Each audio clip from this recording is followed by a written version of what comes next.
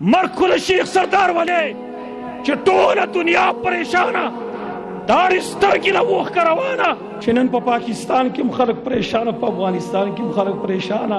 تا خو د افغانستان ستوری ختم کو تا خو د افغانستان رونق ختم کو تا د افغانستان رڼا ختمه کړه تا د جلال آباد رڼا ختمه کړه ظالمه دا ستوری دې ولې مړ کړو دا رڼا دې نه پیرزو کېدله د افغانستان په مسلمانانو او کړي تاسو څه وو ستا نه پوله نیولې وه پټۍ ده نه نیولې وه سیده نه نیولې وه دغه ګناه څه وه دغه جرم څه و دغه جرم څه ښیم که نه دغه جرم دا و چې قال الله قال رسول الله هغه زما د الله خبره کوله او زما د رسول الله خبره کوله او د کتاب و سنت دغیان هم دا ایجنډې پورته کړې وه ظالمه په دې وجه تا قتل کړ دا خدا قتل لے عبداللہ ابن المبارک رحمت اللہ تعالی علیہ فرمائی من استخف بالعلماء ذهبت آخرته چاچ دا علماء سپکوالے کو آخرت تباہ و برباد کو قتل خدار کنار قتل خودیر غٹ خبر دا صرف دا علم حق پر سپکوالے کول بھائی پسی کنزلی کول لیکن بعض ظالمان بعض شر پسند خلق وسم په فیسبوک باندې په کمنټس کې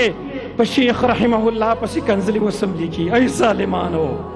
خپل آخرت بربادوئ من استخف بالعلماء ذهبت آخرته آخرت یې تباه برباد کو ستا د یو کمنټ د لیکلو په وجه باندې چې سپک کمنټ ولیکې تا خپل آخرت تباه برباد کو خو یاد لرئ درې خپلو ملګرو ټولو ته تسلي ورکوم ټولو مسلمانانو ته شیخ سردار ولی رحمه الله اخو یوازې د اهل الحدیث علماو محبوب نه و اخو د هر چا محبوب و هر چا به اورېده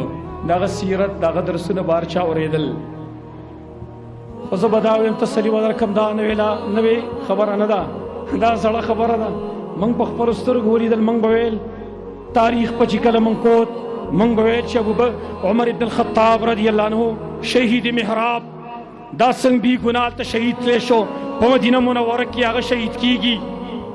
عثمان ابن عفان قرآن په غیږ کې ورسره دی په باندې د تورې ګزار کیږي د ګیرې نه نیولی کیږي څټ وله تاوالی کیږي او چې کله ګزار کیږي په باندې اول ساس کې د یعنې د قرآن په دې آیات باندې لګي فسیکفیکهم الله الله به ستا دپاره کافي شي هغه ولې شهید شي علی بن ابی طالب رضی اللہ عنہ ولی شهید شو امام ابو حنیفه رحمه الله ولی جیل خوړلی دی امام شافعی رحمه الله ولی جیل خوړلی دی امام مالک رحمه الله ولی والی شوی دی امام احمد ابن حنبل رحمه الله ولی جیل تیر کړی دی سفیان ثوری ولی هغه پټ شوی او تښتېدلی و د وطن نه سعید ابن جبیر خپل سر کټ نه کالته شیخ الاسلام ابن تیمیه په جیل کې هغه له مرګ رانغی دا خو سلسله ده روانه ده او همدغه شانته په دې نږدې وختونو کې حق پرست علما راغله